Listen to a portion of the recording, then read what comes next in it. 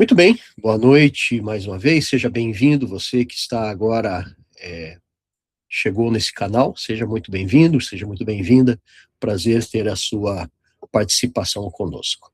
Nós estamos iniciando agora um estudo que é verso a verso sobre este importante livro da Bíblia, que é o livro de Daniel, e é um livro que traz mensagens, em essência proféticas, mas muito mais do que isso, né? Nós vamos ver que Daniel, ele apresenta também história, muita história, né? E quando a gente começa a perceber que esses relatos que estão descritos no livro de Daniel, eles também são encontrados em outras fontes não canônicas, isso nos dá uma base muito importante sobre o que nós podemos crer, né? Crer sobre este livro de Daniel. Então agora está aqui a tela, eu fiz questão de deixar aqui mostrando que este estudo que nós estamos fazendo, ele é parte de um grupo, é um grupo de estudos bíblicos, nós temos encontro todas as sextas-feiras à noite, e caso você tenha o desejo de participar conosco, você pode deixar uma mensagem aqui nesse vídeo, e a gente entrará em contato, e você será muito bem-vindo, será muito bem-vinda. Deus abençoe, nós vamos iniciar agora, já oramos aqui, então, eu gostaria de começar esse estudo de Daniel compartilhando aqui um mapa. Deixa eu abrir aqui para vocês. Esse mapa, ele é um mapa interessante. Então, aqui está. Um mapa que apresenta a região de Jerusalém, mas isso nos tempos antigos, né? Quando a gente tinha alguns impérios.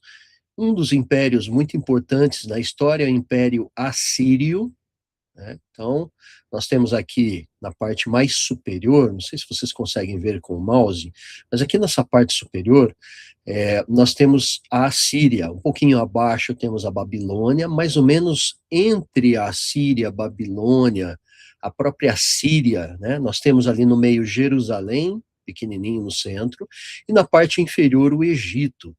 E é interessante que, quando você vê as profecias, é, Daniel falando, ou Apocalipse também, né, nós vemos essa correlação em que a Babilônia aparece ao norte, né, sempre ao norte aqui de Jerusalém, e o Egito aparece ao sul. Então isso é uma coisa interessante, tá?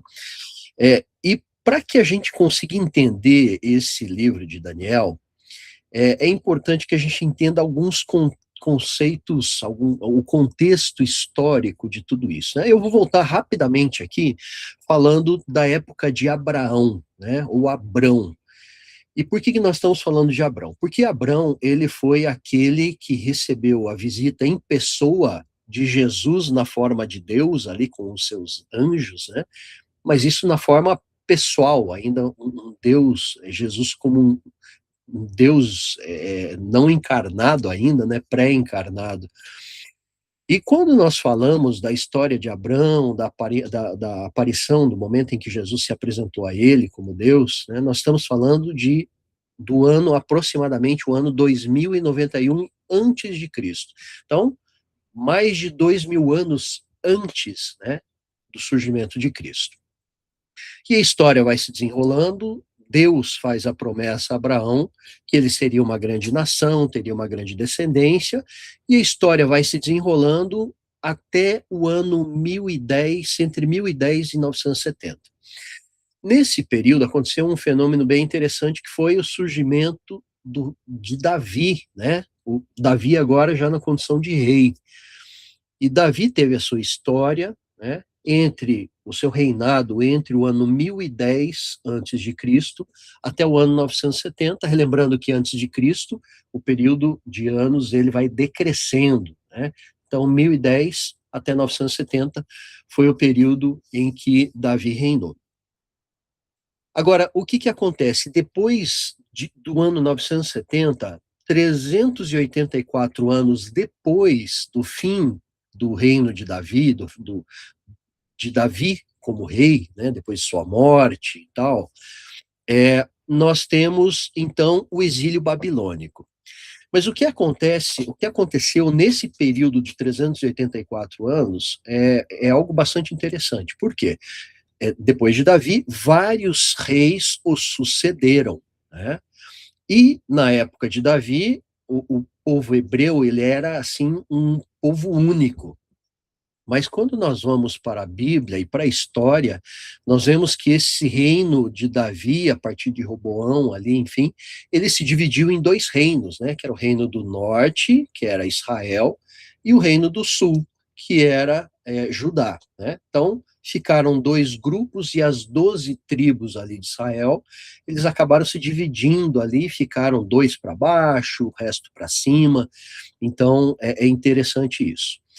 Nós sabemos, biblicamente, que o reino do norte, que foi Israel, foi um reino que já começou do jeito errado, né? Ele já, a partir de Jeroboão ali, eles acabaram adotando um estilo pagão, né? E quando você vai para livros da Bíblia, como o próprio livro de Reis, o livro de Crônicas, você vai ver assim um relato, um termo, uma expressão que se repete com muita frequência. E fizeram o que era mal perante o Senhor. E fez o que era mal perante o Senhor. Então, os 19 reis, né, que sucederam ali Jeroboão, né, incluindo todos eles, Jeroboão, Acabe, Jeú, todos do reino do norte, que era o reino de Israel, eles fizeram o que era mal, não tinha ninguém que a Bíblia retrate como fez o que era bom perante Deus, né? Quando a gente vai para o reino do sul, também teve, assim, dá para dizer uma montanha russa, né? Em que nós tínhamos reis que faziam o que era bom perante o Senhor e reis que faziam o que era mal. Eu pesquisei, nós temos para variar, os que fizeram o que era mal perante o Senhor, foram a maioria, né?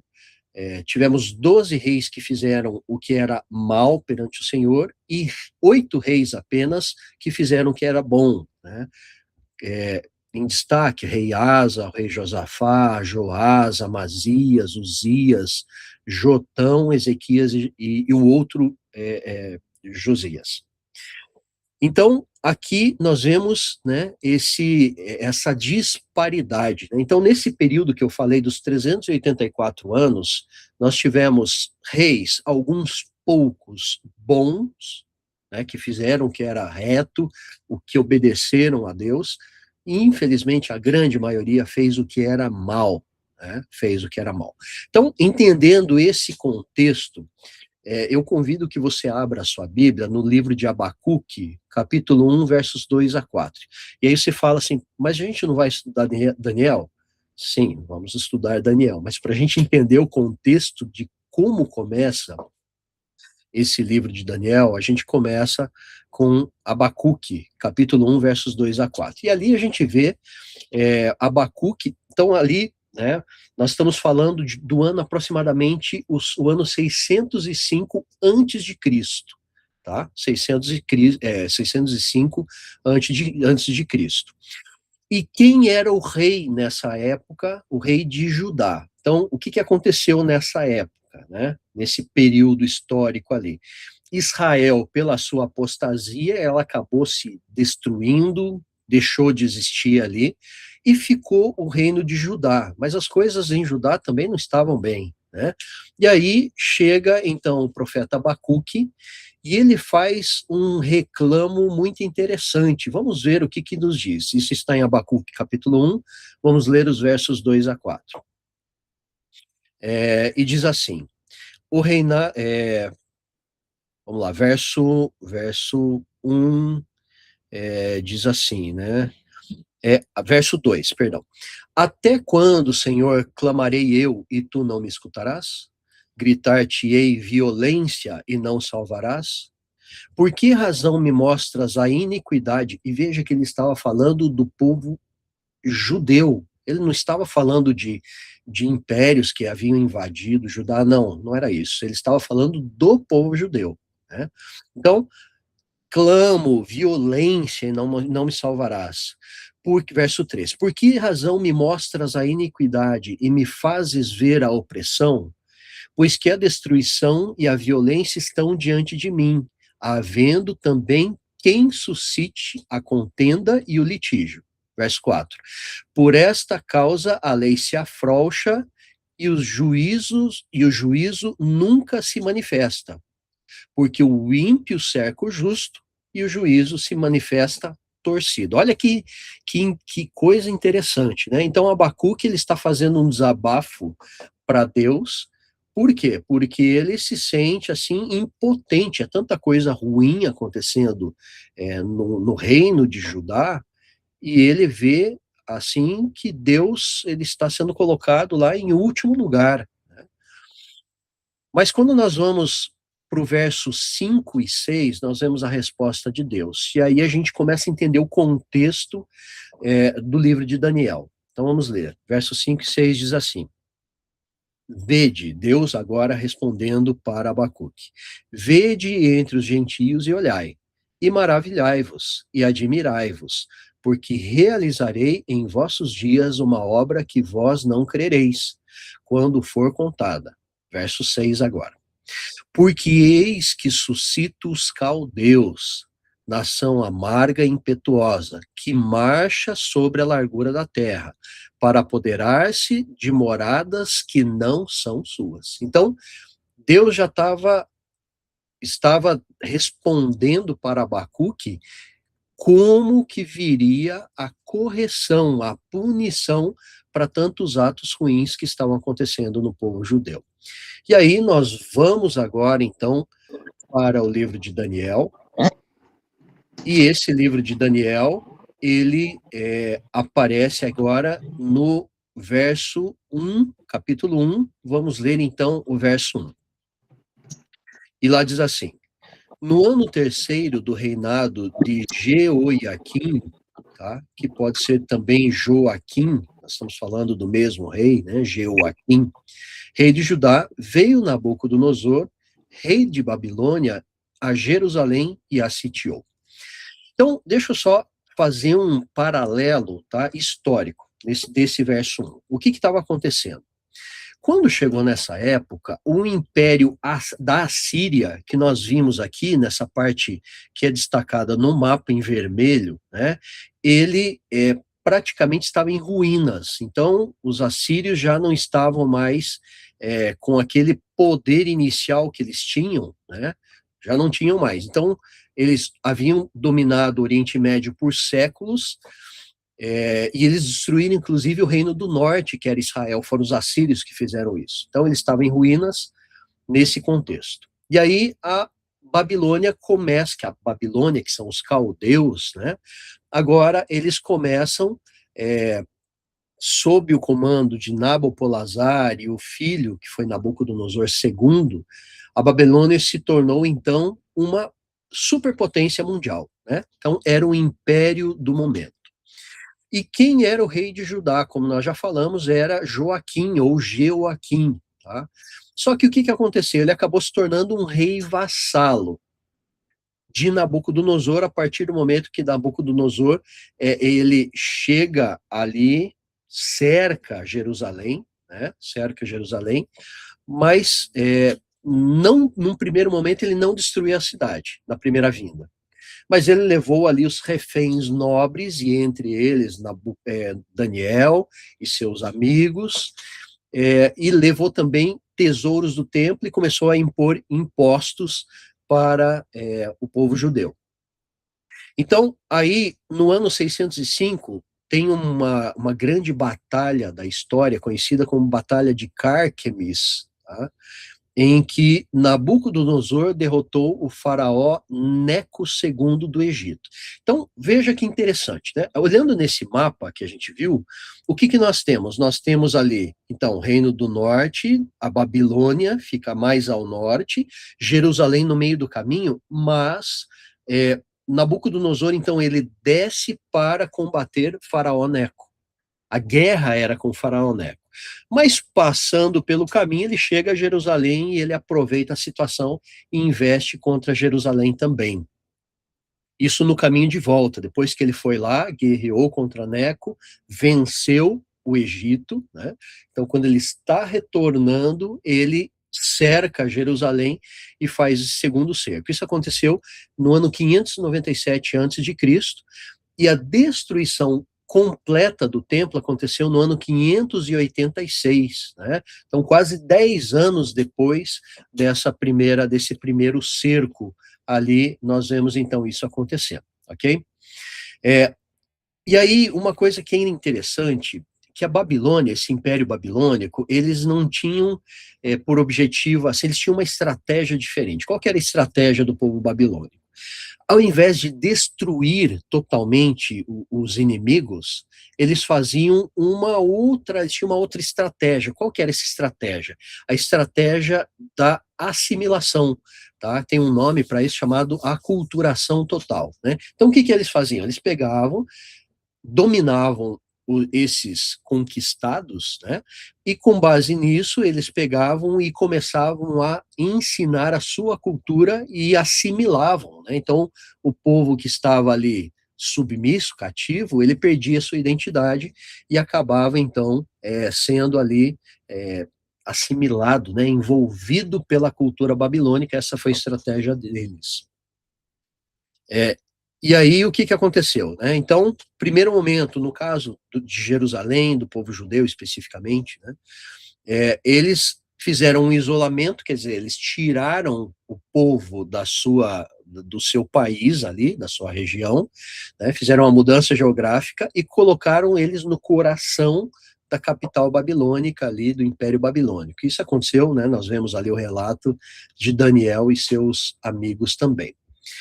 E ali, qual que era a estratégia deles? Eles ensinavam, primeiro, a língua dos caldeus, né, que é a língua chamada de língua acadiana, ensinavam a escrita cuneiforme, tá?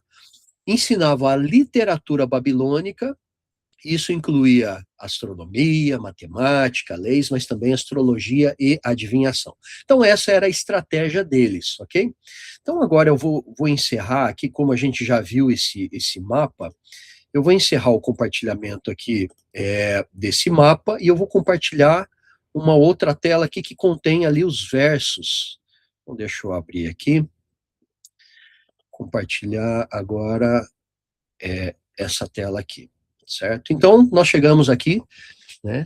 Daniel capítulo 1, e nós vemos então a história desse personagem, né? Não apenas dele, Daniel, mas seus amigos também, mas um relato que retrata como Daniel ele manteve a fidelidade mesmo num cenário totalmente contrário, né? Totalmente contrário ali à sua cultura, o seu estilo, sua forma de adoração, né? Então, nós chegamos aí.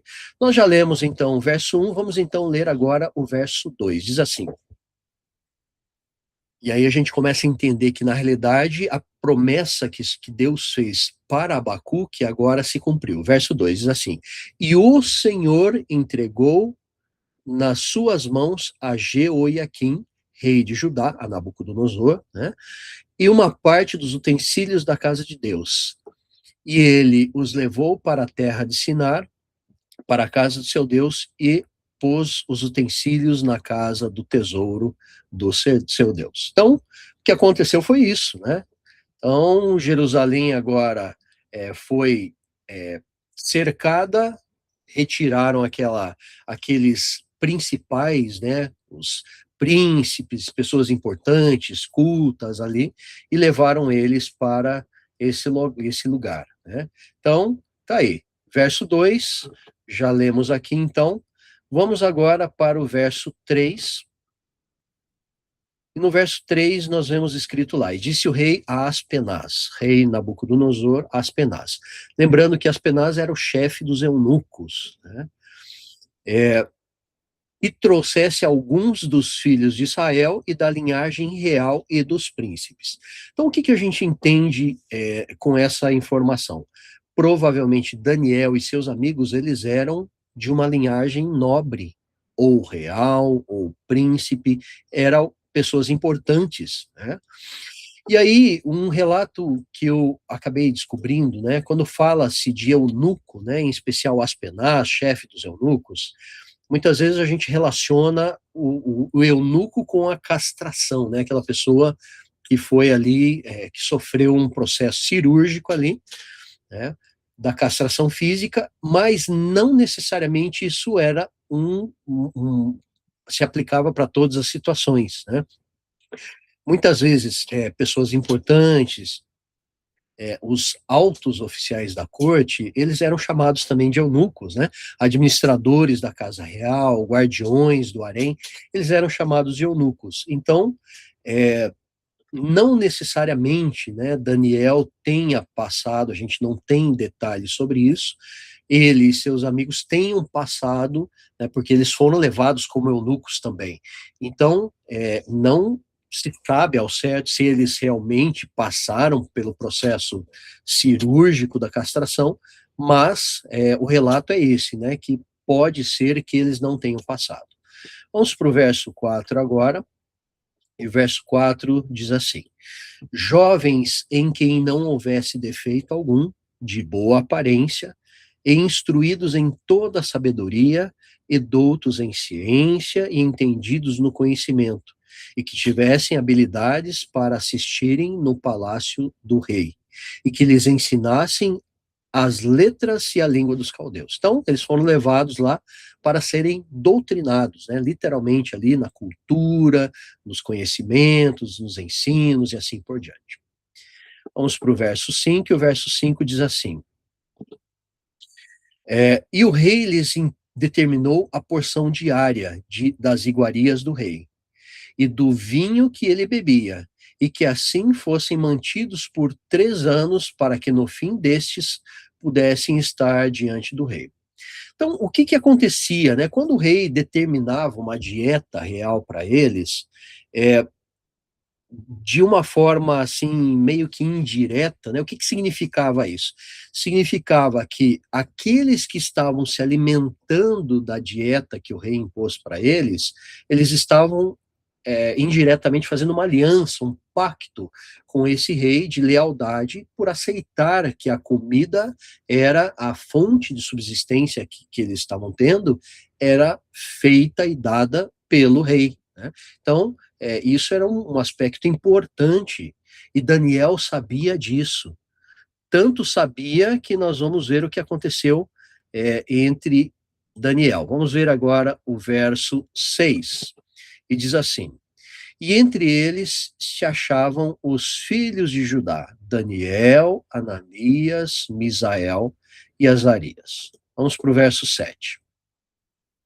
E o chefe dos eunucos, deixa eu mudar aqui, verso 7. E o chefe dos eunucos lhes pôs outros nomes, a saber, a Daniel o nome de Beltesazar, a Ananias o de Sadraque, a Misael o de Mesaque, e a Azarias o de Abidnego. E agora eu chamo a sua atenção para um detalhe interessante.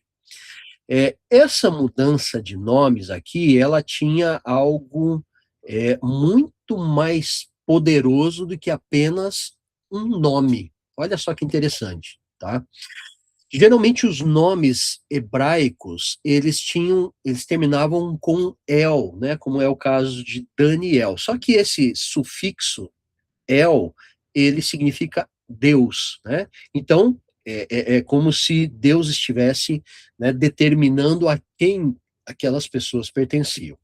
Ou pode ser também Iá ou Jó, né, que é uma representação do nome hebraico Yahvé ou Yahweh, que representa Deus, né? A gente não sabe exatamente a pronúncia, mas é isso. Agora, olha que interessante. O nome Daniel significa Deus é meu juiz. E o nome que os babilônicos davam para as pessoas eram nomes que homenageavam seus deuses. Então, quando a gente sai Daniel, Deus é meu juiz, para Beltesazar, significa que Bel proteja a sua vida. Olha que descaracterização que está acontecendo. Ananias, em hebraico, significa o Senhor é misericordioso. Mas quando a gente vai para Sadraque, o significado disso é comando de Aku, que é Aku, né? A-K-U, é o Deus Lua. Quer dizer, você está tirando o Deus, né, o Senhor, e colocando um Deus com D minúsculo ali, né? Misael, que significa quem é igual a Deus, ele vai para Mesaque, que significa quem é como Aku. Né? Um, então, é comando de Aku, Deus Lua, agora o outro é quem é como Aku, Misael. Se um era quem é igual a Deus, agora ele se tornou quem é como Aku, né? Por imposição, lógico que ele não aceitou isso. E Azarias, que significa o Senhor ajudou em hebraico, agora ele se torna Abednego, que é servo de Nego ou Nabu, que é o Deus da sabedoria. Então, quando Nabucodonosor dá essa ordem, né, o que ele quer? Ele quer que essa identidade dessas pessoas seja transformada. Né? Eles deixem de ser o que eles eram e eles se tornem alguém diferente. Vamos agora para o verso 8, e diz assim: E Daniel propôs no seu coração não se contaminar com a porção das iguarias do rei, nem com o vinho que ele bebia.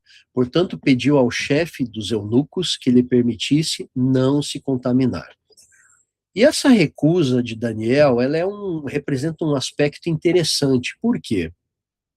Nós já vimos, né, que o aceitar um alimento dado por alguém da mesa do rei era aceitar que ele era o seu guardador, o seu mantenedor, né? E Daniel tinha muito em mente as leis dietéticas que a gente encontra claramente em Levíticos 11, né? E nós não sabemos ao certo, mas muito provavelmente as carnes servidas ao rei, do rei, na mesa do rei, elas poderiam conter animais que não eram permitidos segundo a lei de Levítico, né? Então, poderia ter porco. E um outro detalhe, né? Era muito comum nesse período que os animais fossem sacrificados é, a deuses. E não apenas isso, mesmo que fosse um animal que era pela lei de Levítico, lícito de comer, mas que ele não foi sangrado corretamente, né, já entrava na restrição. E era, segundo a Torá, né, que Levítico fazia parte, era, então, não recomendado. E idolatria, né, as refeições reais da Babilônia, elas eram dedicadas ritualmente aos deuses babilônicos. Então, era Marduk e Bel, né, antes de serem servidas. E Daniel sabia disso. E aí também tinha a questão da dependência política e espiritual, né? Então, uma vez que Daniel e seus amigos aceitassem isso, eles estariam reconhecendo ali que o provedor deles seria Nabucodonosor e não Deus. Vamos para o verso 9 diz assim: Ora, Deus fez com que Daniel achasse graça e misericórdia diante do chefe dos eunucos. Nós vemos que Daniel ele foi uma pessoa escolhida por Deus, ele não era qualquer um, né? Era uma pessoa que, apesar dos reclamos de Abacuque, ele não tinha se envolvido com isso tudo, e nós podemos ver pelos atos dele. Verso 10. E disse o chefe dos eunucos a Daniel: Tenho medo do meu senhor, o rei, que determinou a vossa comida e a vossa bebida. Pois por que veria ele os vossos rostos mais tristes do que os dos outros jovens da vossa idade? Assim porias em perigo a minha cabeça para com o rei. Até pela própria fala, nós percebemos realmente que esse chefe dos eunucos, ele simpatizou tanto com Daniel quanto com os seus amigos. Verso 11 agora. Vamos lá, 9, verso 10. Agora vamos para o verso 11. Diz assim: Então disse Daniel ao despenseiro a quem o chefe dos eunucos, Aspenaz, havia constituído sobre Daniel, Ananias, Misael e Azarias. Vamos para o verso 12. Experimenta, peço-te, Daniel falando, os teus servos 10 dias, e que se nos deem legumes a comer e água a beber. Então, Daniel fez uma proposta ousada, né? Veja, imaginem a situação. Ele, numa condição de servo, de escravo, né? Levado para um país estranho, ele faz um pedido ousado: eu não quero comer esses alimentos que o rei está impondo, né? De um império mundial à época.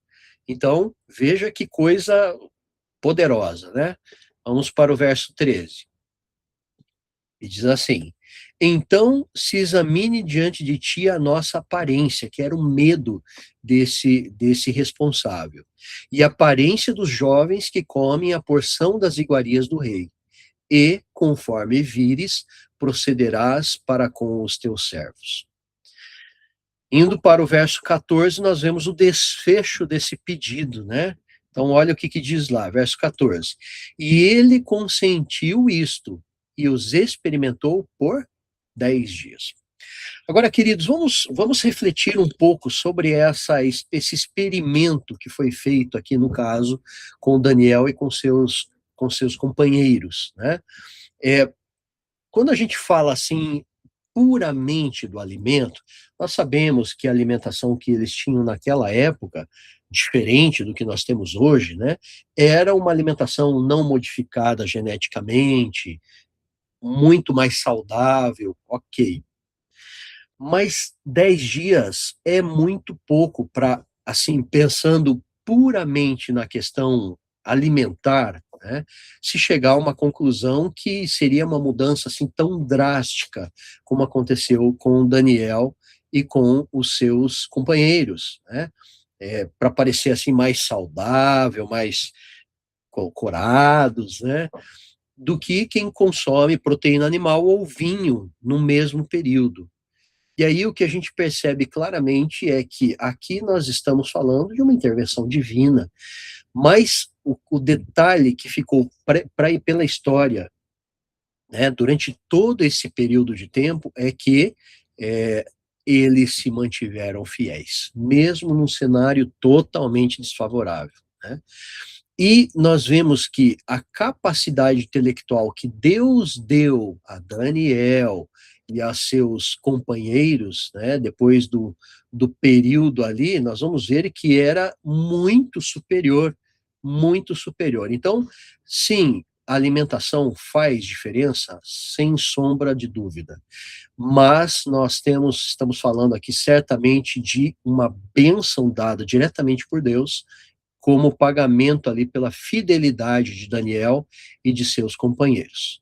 Vamos agora para o verso 15, e o verso 15 diz assim: e ao fim de 10 dias, apareceram seus semblantes melhores, e eles estavam mais gordos de carne do que todos os jovens, né, mais fortes ali, do que todos os jovens que comiam das iguarias do rei. Então, é muito interessante, né? Pessoas hoje que fazem hipertrofia, né, que é musculação, eles são fortemente recomendados a comer alimentos cárneos, né, proteínas cárneas. Mas aqui nós estamos vendo um exemplo de que é possível, sim, você conseguir uma melhor aparência, conseguir força, se você se alimentar de alimentos que não sejam necessariamente cárneos, né? Então, interessante isso. Vamos para o verso 16. E diz assim: assim o despenseiro tirou-lhes a porção das iguarias definitivamente, e o vinho que deviam beber, ele lhes dava legumes. E olha que interessante, quando a gente vai para esse original do que está falando aqui, o hebraico, né, desses alimentos que foram legumes que são destacados ali, o termo hebraico é zeroim, eu não sei exatamente a pronúncia de hebraico, tá? Zeroim. E quando ele pede esses legumes, Daniel pede esses legumes ou vegetais, a palavra hebraica é o zeroim, que eu havia falado, que se refere a coisas que nascem de sementes. Isso inclui grãos, lentilhas, vegetais, frutas. Então não era exclusivamente legumes, tá? Isso é uma coisa interessante, que nós sabemos pela própria Bíblia que era o plano original de Deus, né? Deus deu ao ser humano, num primeiro momento, apenas frutos, e depois ele permitiu que as plantas fossem adicionadas em função do pecado, né? Então era uma dieta à base de plantas, livre dos rituais pagãos, animais lícitos, mas mortos de forma indevida, e do vinho também, que biblicamente não é recomendado nem aconselhado. Vamos agora para o verso 17, já caminhando aqui para o fim, né? Essa primeira parte de Daniel, ela é muito histórica, e não, os próprios versos aqui, eles explicam muito bem o significado de tudo aquilo. Verso 17. Quanto a esses 4 jovens, Deus deu-lhes o conhecimento, a inteligência em todas as letras e sabedoria, a todos eles. Mas a Daniel deu entendimento a toda a visão e sonhos, né? Então, todos eles receberam bênçãos, dons de Deus, mas a Daniel, ele recebeu, além disso, mais a capacidade de interpretar ali visão e sonhos, né? Então, isso é uma coisa interessante. Quando Deus dá dons para as pessoas, ele dá dons variados. Não necessariamente ele dá o mesmo dom, né? Muitas igrejas às vezes pregam, né, que para você receber o dom do Espírito, você tem que receber um determinado dom lá, mas a gente não vê isso na Bíblia, né? Não necessariamente o mesmo dom é dado. E o Novo Testamento relata, Paulo fala muito bem sobre isso. Vamos para o verso 18, e diz assim: E ao fim dos dias em que o rei tinha falado que os trouxessem, o chefe dos eunucos os trouxe diante de Nabucodonosor. Verso 19 diz assim: E o rei falou com eles, e entre todos eles não foram achados outros tais como Daniel, Ananias, Misael e Azarias. Portanto, ficaram assistindo diante do rei. Imagine a situação, né? Na assimilação agora, entre todos os próprios caldeus que viviam, né? O rei já havia percebido que eles eram muito mais inteligentes, muito mais sábios que os outros. Então, vamos agora para o verso 20, e diz assim: Em toda a matéria de sabedoria e de discernimento sobre o que o rei lhes perguntou, os achou 10 vezes mais doutos do que todos os magos, astrólogos que haviam em todo o seu reino. Imagine, né? Quando a gente fala assim, doutos, né? Pensa ali, né? Trazendo para os dias de hoje, uma pessoa com doutorado, um pós-doutorado, uma livre docência, né? Aqui comparando 10 vezes mais sábios que todos eles. Era uma coisa realmente que Deus foi poderoso, né? Vamos agora para o verso 21. E diz assim: E Daniel permaneceu até os primeiros anos do rei Ciro. Quer dizer, Daniel, ele passou pelo período do Império Babilônico, uma mudança de império aconteceu e ele ainda estava ali. Olha que interessante o verso 21. E sabe um detalhe interessante que eu percebi nisso? Pesquisando sobre isso, existem fontes não canônicas, não bíblicas, tá? E uma que eu achei bem interessante é a Crônica de Nabucodonosor, que é uma série de tábuas de argila escritas, né, com a linguagem cuneiforme, que se encontra no Museu Britânico, no British Museum, né? E ela confirma exatamente que no primeiro ano do reinado, 605 a.C., Nabucodonosor iniciou uma campanha no Ocidente, que é chamado de Hatti, né? Tomou saques substanciais de Jerusalém e levou reféns para a Babilônia. Com isso, o que nós percebemos, queridos? Deixa eu encerrar aqui esse compartilhamento. O que nós percebemos com isso, né? Nós percebemos que a Bíblia, muito embora seja tão criticada, questionada, muitos colocam em xeque, né, a verdade da Bíblia, existem provas não bíblicas, comprovações não bíblicas, que batem exatamente com o que a Bíblia nos diz. E com isso, o que a gente consegue perceber? Isso apenas serve para fundamentar ainda mais, né, que a nossa fé de que a Bíblia realmente é a palavra de Deus. E o que está escrito ali é confiável. É confiável.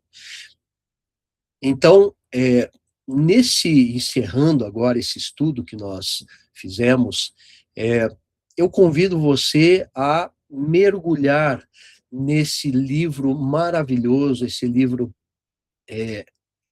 muito interessante pela questão histórica que ele traz, pela questão profética, pelas lições que são aprendidas ali, que realmente vai ser um estudo maravilhoso. Que Deus abençoe você, a sua vida. Obrigado por assistir esse vídeo conosco e até o nosso próximo estudo.